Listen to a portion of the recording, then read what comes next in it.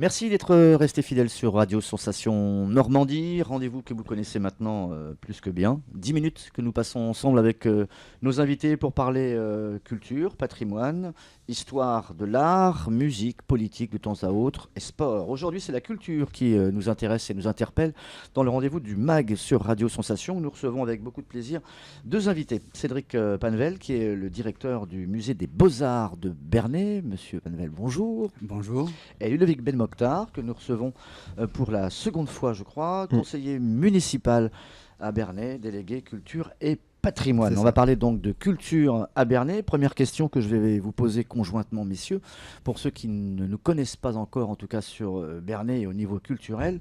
La culture à Bernay, c'est quoi, où et comment ça marche? Alors la culture, c'est tout d'abord le musée, puisque ça vous concerne vous. Il y a plusieurs lieux de culture à Bernay. Il y a le musée que je dirige. Vous avez la médiathèque, le théâtre et le service du patrimoine, puisque la ville de Bernay, ville d'art et d'histoire depuis 2012, donc qui fait partie de la culture, et la ludothèque. Et le service culturel, qui fait toute la programmation culturelle au niveau des concerts, des pièces de théâtre, des spectacles de danse sur toute l'année. Et le festival Côté Cours, Côté Jardin, qui est organisé par le service culturel. Du coup. Exact. Alors comment ça se passe au niveau de l'attribution des lieux culturels? Est-ce que la jeunesse se dirige plus vers le musée? Le théâtre, on sait qu'en ce moment, c'est plutôt c'est en stand-by, on va dire, pour un certain temps, travaux. On a l'impression, en tout cas, c'est l'image qu'on a de l'extérieur lorsqu'on n'est pas véritablement déjà un habitant de Bernay et un Eurois, que la jeunesse va autant au musée, c'est pas péjoratif, qu'à la piscine. En fait, j'ai l'impression que c'est un peu ça. C'est une de vos forces ou pas du tout? La jeunesse vient au musée surtout via l'école, comme on va à la piscine. Après qu'elle vienne plus qu'à la piscine, je suis moins sûr. Je pense que notre profil type, c'est plutôt une femme d'une cinquantaine, soixantaine d'années. C'est pas forcément un jeune. Alors bien qu'on essaye de conquérir ce public, mais c'est voilà, comme tout est dans le terme, on essaye de conquérir un peu. Est-ce que ce que vous proposez au musée, est-ce qu'on peut casser les codes, les images? C'est pas élitiste en fait, c'est ouvert vraiment à la culture généraliste en soi. Mais c'est notre travail de base. Notre travail, c'est pas faire de l'élitisme, c'est de faire un travail, c'est-à-dire un travail de recherche qui est destiné au plus grand nombre. Donc l'une de nos grandes phrases, c'est une phrase d'Einstein qui dit « Tout concept maîtrisé est explicable à un enfant de 3 ans ». Donc on doit pouvoir expliquer tout le musée à des plus jeunes et en faire quelque chose de très ludique. Ce qu'on arrive à faire. Après, c'est plus méconnu. Mais ça s'est confirmé récemment. Là, on sort de la grande programmation Normandie impressionniste. Oui, c'est ça. Ça a été une réussite, même si en tout cas il y a eu moins de monde, d'après ce qu'on a dit, parce qu'il y avait moins de programmation en général sur les 5 départements normands. Pour Bernay, ça a été plutôt plus que la dernière fois. C'était mieux. Oui. Mieux, on a fait 6220 visiteurs sur l'été, ce qui correspond à peu près en visiteurs individuels, ce qui correspond à peu près à nos visiteurs sur un an à peine. Peut-être un peu moins, mais voilà. Donc on est plutôt bien. Et Louviers qui est resté sur 6 mois, ils ont fait 8000 ou 9000 et ils sont gratuits. Donc quand on compare, 3 mois, 6200 visiteurs, 6 mois, 8000. Et là on touche du doigt directement en fait la culture qui touche les familles, qui touche les jeunes, etc. L'impressionnisme, c'est un peu quelque chose de... Grand public. C'est plus grand public. Ouais. On sait qu'il y a 3 mots dans les musées, c'est trésor, Égypte et impressionnisme qui attirent le monde. Ce sont les 3 mots magiques. Ça a été vérifié aussi au niveau de la population qui a été drainée sur Bernay durant l'été grâce justement à cette programmation du musée. Oui, et puis il y a le deuxième intérêt, c'est la mise en réseau. C'est-à-dire que là, comme l'exposition de Bernay était dans le réseau de Normandie impressionniste, on a joui aussi de toute la communication qu'il y avait autour. Quand on est même à la gare Saint-Lazare à Paris, il y avait un train, les impressionnistes. Donc c'est-à-dire que l'exposition était aussi communiquée partout.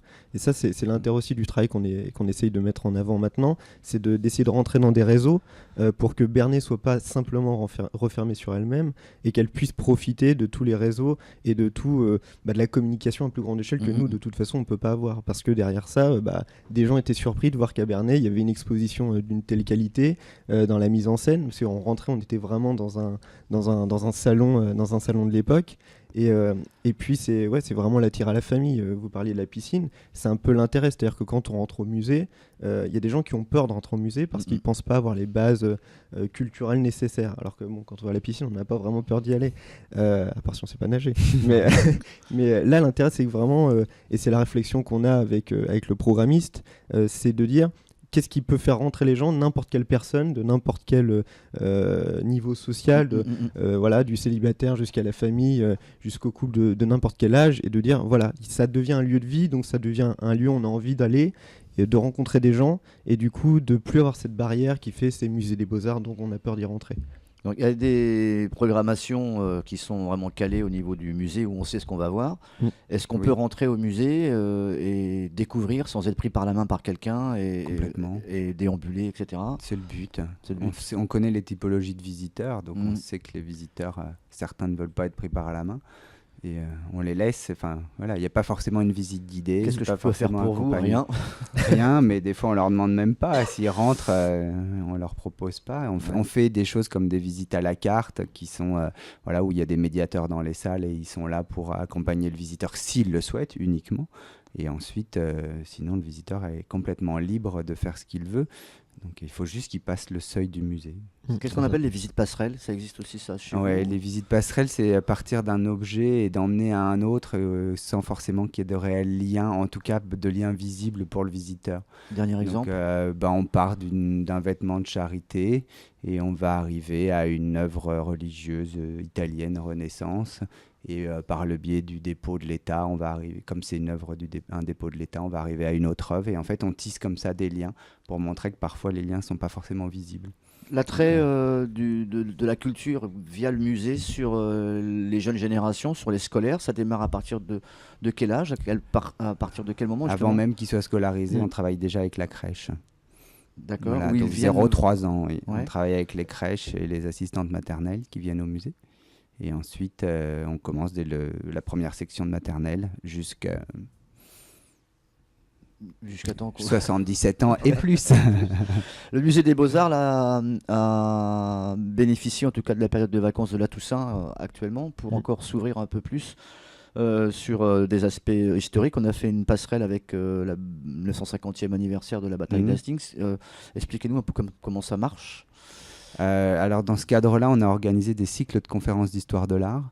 Donc il y en a, les cycles sont par trimestre. Donc le premier trimestre, Barbara Auger, qui va intervenir le premier trimestre sur justement la bataille d'Hastings. Donc là, on a fait la tapisserie de Bayeux.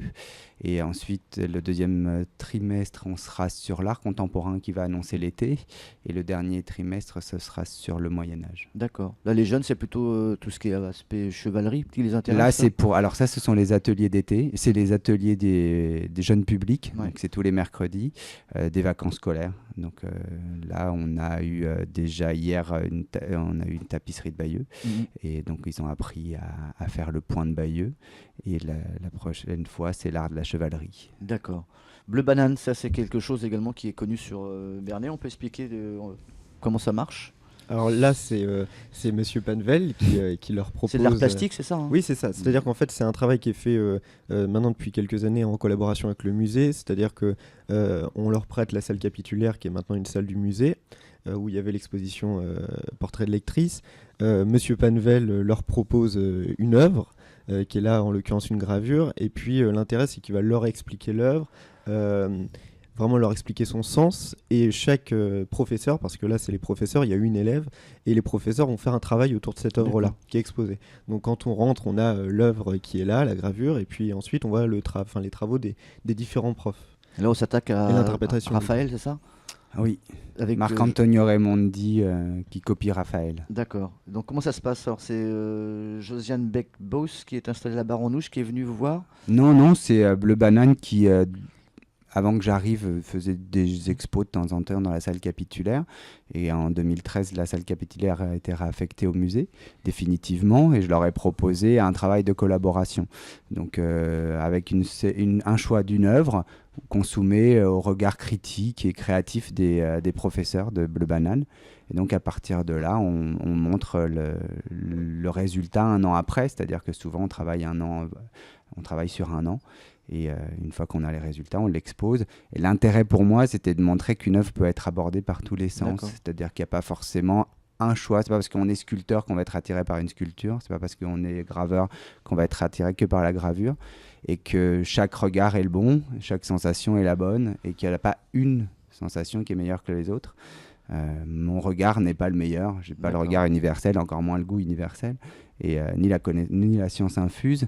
Et donc, voilà, on rentre dans un musée, on vient avec ce qu'on est, ce qu'on connaît, et on peut s'approprier les choses. Et l'expo Bleu Banane à l'œuvre, c'est vraiment cette idée-là derrière, de laisser libre cours aux gens d'interpréter l'œuvre, que ce soit dans ce qu'elle a de figuratif, dans son histoire propre. Ça peut être un objet qui a vécu une histoire assez rocambolesque, ça peut être faire quelque chose sur son propriétaire, ça peut être... voilà. C'est complètement... on leur ouvre toutes les portes et après, c'est à eux de choisir. Parle dans l'oreillette. Le temps qui nous a été donné nous a été repris. Donc, on va se retrouver très très vite pour une autre émission autour de la culture sur Bernay. Cédric Panvel et Levin Mokhtar, merci d'avoir accepté notre invitation. À très vite. Merci. Merci à vous.